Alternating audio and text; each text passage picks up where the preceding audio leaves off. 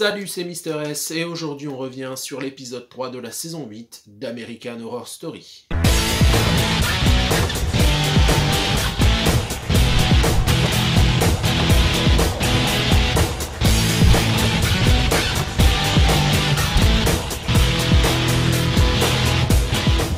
Et comme d'habitude, spoiler alert, on va révéler des détails et pas des moindres. Donc si vous n'avez pas vu l'épisode, vous pouvez nous quitter tout de suite et revenir après avoir visionné l'épisode.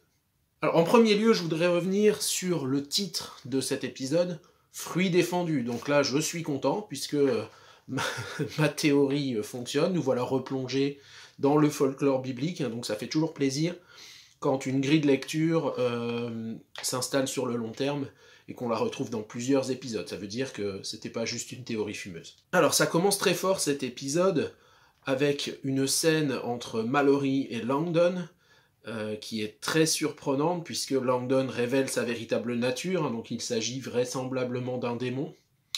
Et Mallory arrive à se défendre de son attaque parce que manifestement, elle qui payait pas de mine du tout, elle a des pouvoirs parapsychologiques. De leur côté, Miss Venable et Madame Med donc, sentent qu'elles vont perdre le pouvoir au sein de l'Outpost 3 et décident de mettre en place un plan diabolique et d'éliminer tout le monde en gros pour qu'il ne reste plus qu'elle et qu'elle puisse aller tranquillement au sanctuaire, puisque juste avant ça, Langdon avait révélé à Miss Venable qu'elle ne serait pas sélectionnée pour aller au sanctuaire. Et pour éliminer tout le monde, elles vont utiliser des pommes, cela joue un petit peu Disney, mais bon, en même temps ça raccorde avec le titre de l'épisode, Fruits défendus, la pomme, évidemment, celle qui pousse Adam et Ève au péché originel. Et pour ça, elles organisent un bal d'Halloween, où elles vont convier tout le monde, et où elles vont évidemment servir les fameuses pommes, qui vont être empoisonnées au venin de serpent, les mêmes serpents qu'on avait dans l'épisode 2. Ensuite, on est transporté à l'extérieur pour la première fois dans cette saison, donc c'est très intéressant. Et il y a toujours cette esthétique inquiétante, avec ce brouillard épais qui représente le mystère qui entoure ce début de saison 8. Évidemment, on sait pas ce qui se passe en fait, on se pose plein de questions. Et ce brouillard justement mime l'inconnu et l'opacité de cette saison 8. Et c'est à ce moment-là qu'on retrouve le personnage de Brock. Alors Brock, il faut expliquer un petit peu, puisque je ne l'ai pas fait dans les autres vidéos. Brock, en fait, c'est le petit ami de Coco, qui est une des filles qui est dans l'avant-poste.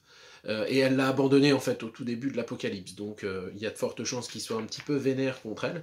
Et ce personnage de Brock se retrouve face à un groupe de cannibales. Alors évidemment, ça frite méchamment, mais il arrive à s'en sortir, en gros il élimine tout le monde, quoi. Et il se trouve qu'il arrive à intégrer l'avant-poste, de façon clandestine évidemment. Et alors là, on a un final de folie qui arrive, c'est-à-dire que vient le moment du bal, évidemment, avec la scène des pommes. Alors ils mangent tous leurs pommes, on se dit c'est pas possible, ils vont sentir l'entourloupe, mais non, pas du tout. Et alors quasiment tous les personnages mangent leurs pommes, et alors là c'est la folie, ils se mettent à vomir dans tous les sens et tout. Évidemment il y en a une qui a échappé à ça, c'est Coco, qui a emmené un inconnu dans sa chambre, puisqu'il y avait un inconnu pendant le bal, mais cet inconnu évidemment c'est pas n'importe qui, c'est Brock, et quand Brock se révèle, il la poignarde dans le visage, elle essaye de s'excuser, mais voilà. Alors et franchement, ça fait plaisir parce que Coco, entre nous, c'était une sacrée pétasse. Et il y en a un autre qui a échappé aux pommes, c'est Langdon. Donc Venable et Madame Med s'en vont pour le trouver et l'éliminer. Seulement, surprise, à ce moment-là, Madame Med s'en prend à Miss Venable, au lieu de tuer Langdon. Et on apprend que, en fait, Madame Med est un robot qui a été modelé par Langdon lui-même. Donc là, c'est le retournement de situation incroyable. Et du coup, on croit que ça va être le cliffhanger de fin. On se dit, ça y est, c'est fini. Ben non, c'est pas fini, parce que après ça, on voit débarquer 3 personnages de la saison 3, à savoir Cordelia, Madison et Myrtle, qui débarquent dans l'Outpost 3 et qui vont, de leurs propres mots, raviver leurs sœurs qui sont donc 3 filles de l'avant-poste, Tina, Coco et Mallory. Et ça se termine là-dessus. Alors, je serai peut-être un petit peu plus mesuré, parce que je sais que il y en a beaucoup qui ont été enthousiastes à l'idée de ce retour des personnages de la saison 3. Je vais être un petit peu à contre-courant, parce que la saison 3, c'est vraiment pas ma préférée.